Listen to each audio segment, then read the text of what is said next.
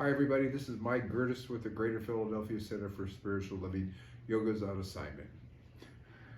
Actually, she got her paws wet. I don't want to hold her tonight. Okay, so let's talk about fear. False evidence appearing real. I like that as an acronym. I also heard as some other acronyms for it that we won't go into tonight because they're not nearly so nice. But the point of it is that some of us, if we really ask ourselves about it, find that a lot of things we do, in fact, maybe our whole lives have been run by fear. Now think about it. Why do you do what you do? So you don't get fired? So that you don't starve? So that the lady or the man doesn't leave you? Or what are you doing and why you're doing?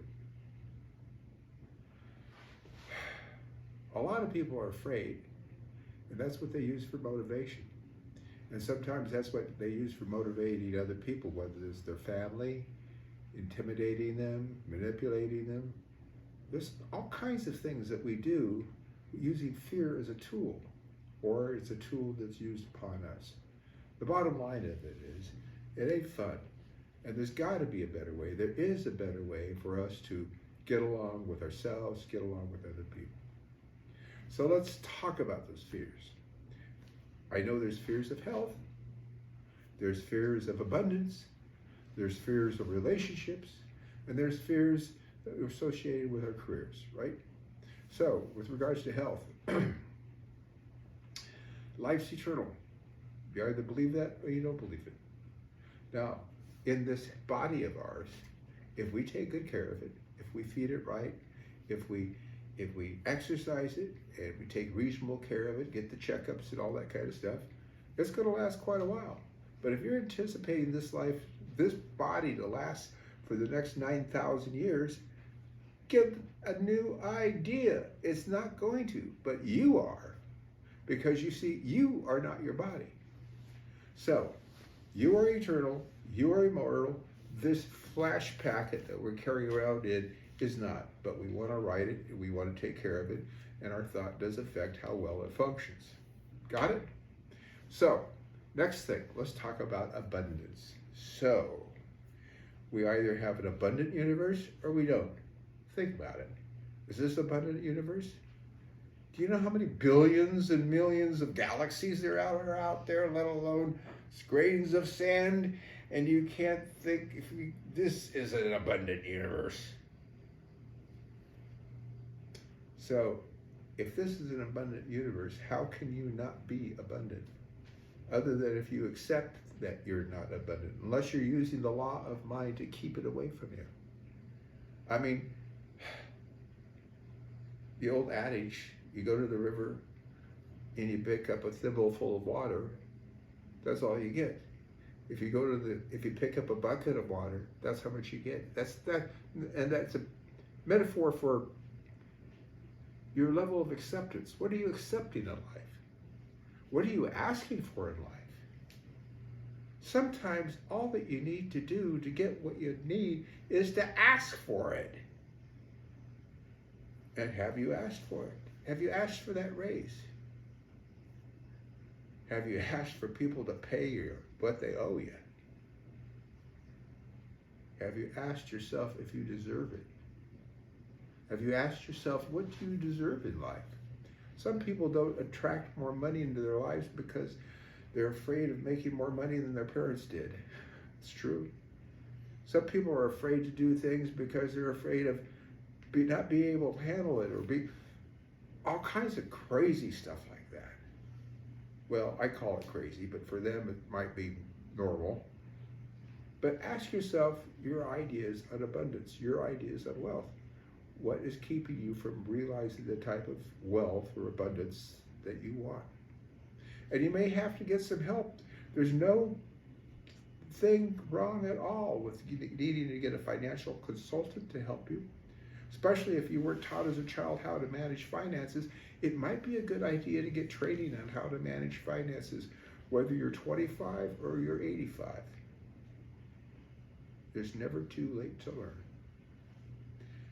Okay, so now let's talk about relationships. What are you fearing about your relationships?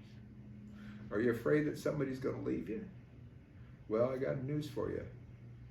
Nobody comes into our life to stay. That's the hard truth of it. Now, we might have a loving, beautiful relationship that lasts 65 years, but either you or they are going to jump off the planet someday. Now, that's the truth. It's a hard truth, but it's the real truth. Meanwhile, what we do is we need to enjoy people that are with us right here and right now. That's why it's important for us to reach out and tell the people that we love them, we care for them. And people that are in our lives that make a difference, we need to tell them that they make a difference in our lives. It's up to us to establish the type of relationships we want. It's up to us to reach out to other people, not to wait for the other people to reach out to us. Dr. Holmes tells us, reminds us, that if we want friends, be a friend. So what are you doing to be a friend? Are you expressing loyalty to your friends, or are you putting them down? Are you supporting them? Or are you hindering them? Are you encouraging them? Or are you discouraging them? Are you rallying around them and cheering for them? If you are, then you're probably a friend. And they'll do the same for you if they're your friend. Okay, finally, let's talk about that career of yours. Okay, how do you measure success in what you're doing? By the amount of money you make? Perhaps. But you know what? You can never earn enough money. That's what they say. But what you can do is get real satisfaction from your job by the work you're doing making a difference. See how the work you're doing is making a difference. And if you can embrace the concept of how your job is making a difference, focus on that. Celebrate that. And you can see just about whatever job you do. I can't think of a job that doesn't have some significance to somebody somewhere, somehow. How that benefits society, how that benefits the world, how this makes it a better place. Focus on that. And if you're doing that with all your heart and all your might, you know what? You're going to enjoy what you do.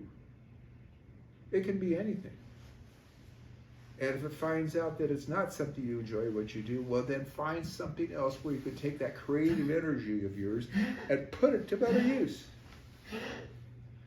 What you hear there is Yoga. She's singing. She's brushing up for her opera debut. Anyway, so that's all for tonight. The point of it is, the only thing we have to fear is fear itself. And as long as we're stuck in it, it's not going to help at all. It's going to block us from living the kind of life we want to live. So if you're feeling fearful, get it out. Tell somebody. Explain it to somebody. Write it down. Do some journaling on it. Because the truth is, there's one life. That life is God's life. That life is perfect. And that life is your life. That life is my life right now. So what are we fearing? Nothing. And that's the way it is. Good night.